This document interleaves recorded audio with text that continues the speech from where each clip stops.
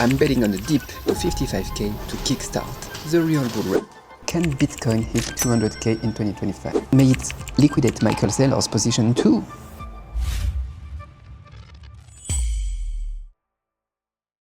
"2024 was a wild ride. Black Friday gutted traders. Trump turned crypto into a circus, and Bitcoin finally kissed 100k. Now, the $1,000,000 question. Or should I say the 200k question. Can Bitcoin double up in 2025? Welcome to the farm, folks. I'm Cédric, your crypto farmer, analyzing Bitcoin swings while tending my chickens. Out here, I've got a front row seat to the chaos and the hunch that this market is brewing a storm before the harvest. Today we are digging into 2024's dirt, pulling lessons from the past and planting my farmer's forecast. Stick around, I'm betting on a dip to 55k to kickstart the real bull run. So let's plow in. I'm inside here with my computer. We will go onto my screen and analyze all that. By the way, if you are new, smash that subscribe button and join my Telegram for questions. The link is below. So today we are tackling the question, can Bitcoin hit 200k in 2025? Bonne question. So let's walk you through 2024's roller coaster, tie it to the big forces at play and show you history's whispers about what's next. Spoiler alert, it's all about liquidity, Trump's moves, and a little bit of patience. So let me record my screen now. Alright, look at this beautiful chart. If you look at it that way, it's quite good. If you just look at it that way, it's quite bad. Indeed. So let's see this one here. Let's start at the beginning. Let's start where the seeds were sown. January 11th, 2024. Here. What happened? The SEC has approved Bitcoin ETFs. But what happened with Bitcoin price action? Let's have a look at that. Minus 15% in 24 hours. But why? We went from 48k to 39k. It was after years of hype. FOMO had driven prices up all the way. Look at this here. What happened here? During 2023, CoinDesk and others reported ETF rumors, and that pushed BTC up 160% in 2023. Look at that here. If we take January for 1 year, what happened? 180% in 1 year. Mostly because of those rumors. But once the news hit, it was a classical sell the news. Buy the rumor, sell the news. It's always like that, right? So over 1 billion in leverage positions liquidated per Glassnode. 1 billion. Here it's when we have more than 1 billion in liquidations. So what's the lesson here? Markets overreact every time. Then they correct. Wall Street's entry planted a seed, but the real growth needed time. So fast forward to March 14th. Bitcoin hit 73k, a new ATH just here. The ETF dust settled and then supply tightened. Miners cut sales, institutions piled in. Goldman Sachs reported over 400 million in Bitcoin ETF positions, with a substantial portion allocated to BlackRock iShares Bitcoin Trust ETF IBIT. Similarly, Morgan Stanley expanded its Bitcoin ETF holdings to approximately 189 million. Demand outstripped supply, and retail FOMO bloomed like spring crops. So yeah, new ATH. What's the teaching here? When big players hodl and liquidity flows, prices climb. But it's fragile. Watch the weather. And then May brought the Mongox fear. Mongox, oi oi oi. 140k BTC hit the market as creditors cashed out. Germany too sold between June 19 and July 12. It was like June 19 started here until July 12. During this period here, what do we see? Of course, it was a drop, and here hundreds of millions of liquidations. So yeah, fear of a flood loomed here and there. But you know what?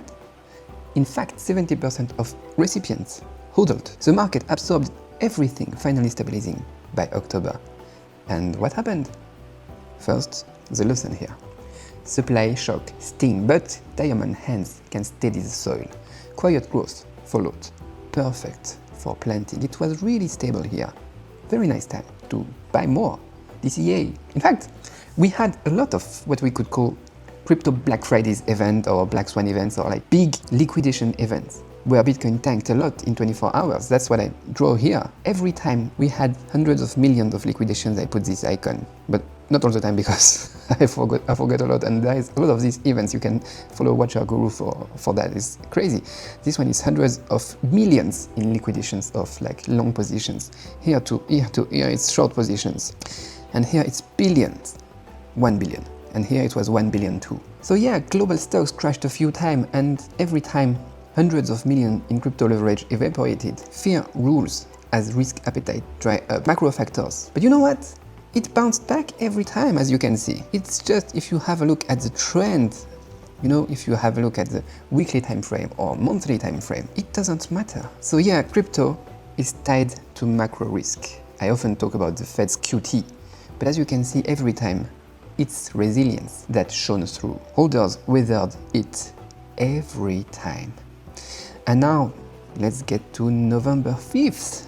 Great day, really great day. What happened? Trump is elected president. Trump wins, and Bitcoin jumps from 69k to 75k overnight. Look at that here. Plus nearly 15% in 24 hours. He'd been hyping a US Bitcoin reserve, 200k Bitcoin by Q1 2025 per his team. And the crypto-friendly SEC. Markets went nuts. Slowly, we were flirting with 100k.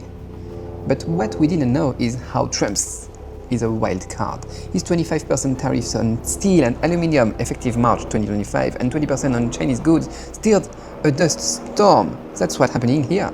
Inflation ticked to 2.8% in February. Yes, CPI is 2.8, but that's pre-tariff chaos. Goldman Sachs predicts a 0.5 CPI bump by Q3 2025 if tariffs tick. Risk appetite wobbling. Bitcoins is feeling it right now. So what's the lesson here with Trump? Trump is bullish on crypto, but his trade war could shock growth. Is he a savior or a fox in the henhouse? I'm leaning fox. His hype and crash cycles are exhausting. We had high hopes, maybe a little bit too high, and we deserve this correction. Yeah, Trump is really a wild card. Anyway, back to 2024 again. December 5th. What happened here? Bitcoin cracks 100k for the first time. Trump's reserve plan locked in, and his SEC pick, a pro-crypto lawyer, sealed it. Hype peaked then at 109k, yes. Daily trading volume hit insane volumes, but then profit-taking and maybe hype drying up dragged it back to today's levels, as I was saying. So what's the lesson here with Trump too? Except the fact that he is a wild card. Big news spikes prices, but corrections follow every time. History is whispering.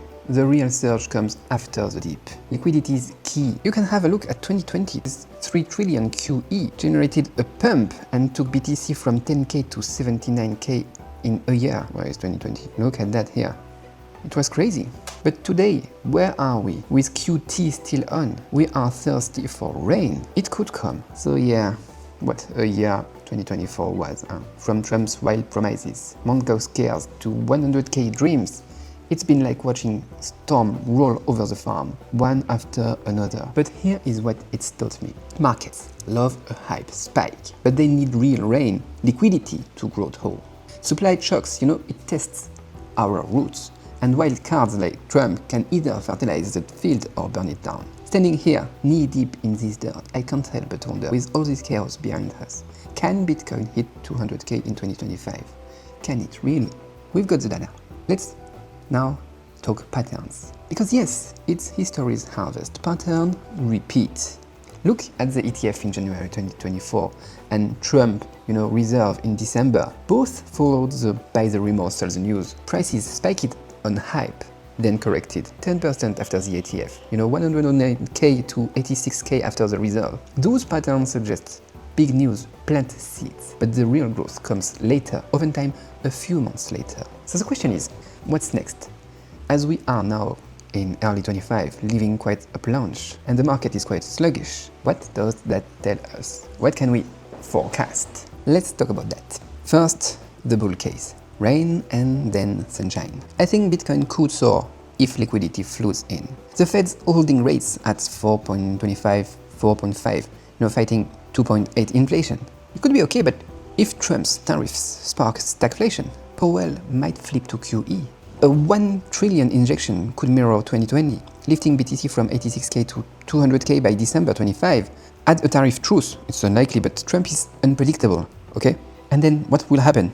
Risk appetite returns. Supply is tight, miners are holding, and MicroStrategy's holdings are at ATH and still wanting to buy. If other nations then join the reserve race, I saw a tweet from Armstrong, from Coinbase, talking about other countries. If El Salvador keeps buying too, if China joins the race, 200K is in sight. Post ETF we saw 58K to 73K. Post reserve we can do like 86K to 200K. It isn't crazy. It would be like quite the same. But the bear case, we have to have a look at it too. Could we get storm clouds? Because yeah, I'm worried.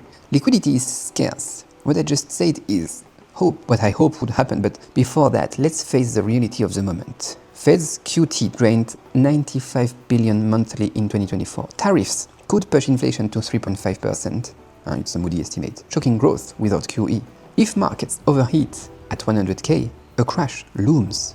Black Friday's crashes, like we saw, showed fierce power. A dip to 55K could liquidate hundreds of millions in leverage, or maybe another 1 or 2 billion, in leverage. Again, shaking weak hands again. And the worst in that is Wall Street, who is now a big player in the game, might want that. If you see it their way, cheap coins for the big harvest, they would love that. And I'd welcome that too, because 55K resets the field for a 500K run by 2027. Short-term noise always fool the herd. I'm farming long-term. And, may it liquidate Michael Saylor's position too, forcing him to sell. That would be great too for Wall Street. Wall Street might want that.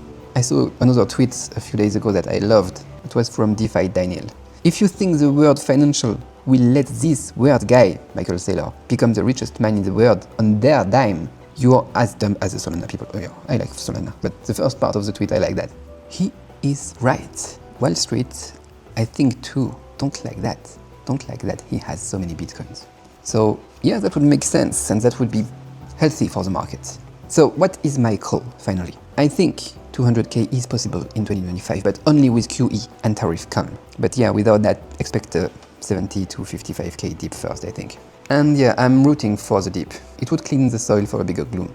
What's your bet? And what will you do? That's a good question too, because whatever happens, we have to learn how to navigate all this chaos. What do we do in either situation? Or how do I navigate this? I will give you my framework that's rooted in past lessons. First, spot the seeds. Watch catalysts. ETFs, policy shifts, liquidity changes. They are the seeds of big moves. Then, feel the weather. The sentiment is the wind. Fear crash, all those Black Friday events. FOMO lifted Trump's win. Gauge it daily. Then, check the soil. Macro risk, tariffs, Fed moves, unemployment. All that shapes growth. If it's rocky, hold tight. And then pray for rain. Liquidity makes the weather. QT dries us out. QE makes us bloom. Watch central banks closely. We love this decentralized world, but we are too dependent on the centralized world. So yeah, when you pray, and then 5, patience, harvest patience. Because when you pray for rain, you just have to wait for it then. Tips like Mangok's scared folks, but holders won. I'm farming for 20 years, not just one season. That's pretty what I'm saying. Anyway, so 200K in 2025, maybe with QE and tariff piece. I'm betting on 55K first. Watch the Fed's June meeting and Trump's tariff tweets. That's your harvest plan. If this hit home, smash that like button, share with your crypto crew, and join my Telegram. Link is below, as I said. And yeah, subscribe for farm fresh takes. And tell me, 200K this year or dip first? Drop in the comments. Merci et au revoir. See you soon, I hope, for the next harvest.